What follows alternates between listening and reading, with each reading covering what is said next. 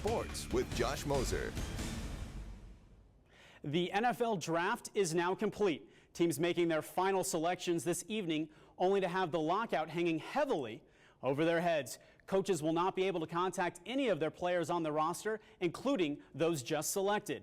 So as football is on hold, let's break down the Broncos' new holdings. Again, they take Von Miller, the linebacker out of Texas A&M, number 2 overall. They go defense again with Raheem Moore, the safety from UCLA, and Nate Irving, the linebacker from NC State in rounds 2 and 3.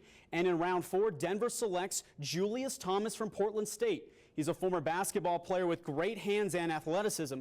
Broncos thinking he could be a bigger version of Shannon Sharp if they can develop him. Now, overall, Broncos select 6 defensive players out of 8 to fit John Fox's new defensive scheme.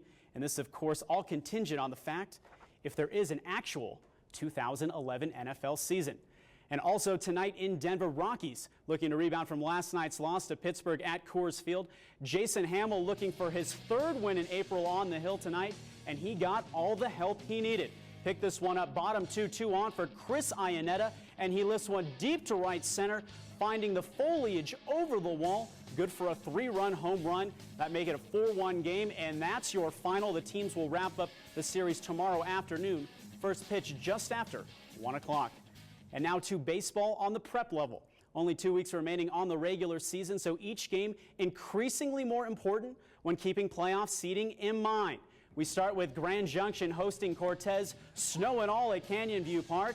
The Tigers would put up 7 runs in the first inning. They get another one here in the 4th. The Panthers' second baseman can't handle the Hutton Veach grounder. Michael McGovern trots in from 3rd, so Veach helping himself out with the RBI, but the real highlight was watching him on the mound. He threw 5 scoreless innings. Junction gets the win 11-4. They will play Fruita Tuesday night in the rivalry game at Simplicio Field.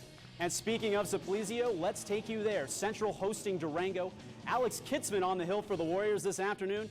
Pick this one up in the bottom of the 6th. Central with a 5-1 lead, and shortstop Derek DeThomas ropes one to deep left center. It gets behind Durango's outfield. Alex Roop would come all the way around from second to score. Central up 6-1.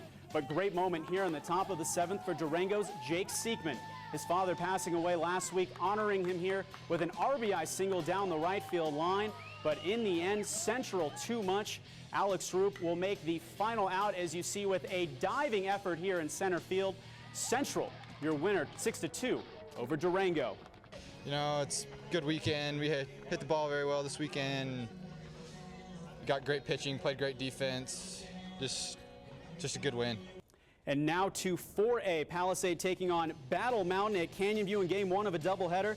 And the Bulldogs would build a 3-0 lead in the 3rd. Zachariah Hughes at the dish, lifts one to shallow center, but Joe LaBarker with the diving effort and then the awareness to throw out Cody Krabby at first.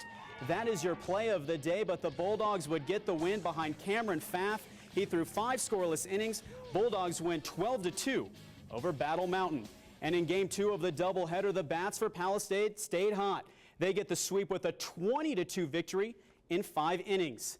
And now to Mesa State. Maverick baseball team currently riding a 3-game losing streak into Pueblo this weekend. Today, a doubleheader against those Thunderwolves. Mavs get the sweep, taking game 1 5-4 and game 2 4-2 over Pueblo. They wrap up their 4-game series tomorrow at noon.